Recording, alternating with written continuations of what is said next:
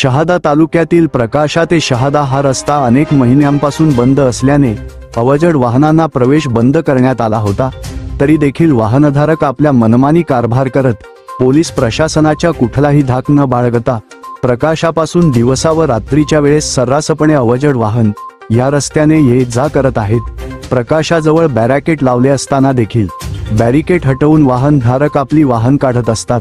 डामरखेडा जवळील नवीन पुलाचं काम अत्यंत संथ गतीने सुरू असल्याने जुन्या पुलावरून ये जा करणाऱ्या दुचाकी स्वार, रिक्षा चालक व चार चाकी वाहनधारक यांच्यासह प्रवासी त्रस्त झाले आहेत। जुना पूल खड्यांचे साम्राज्य झाले आहे।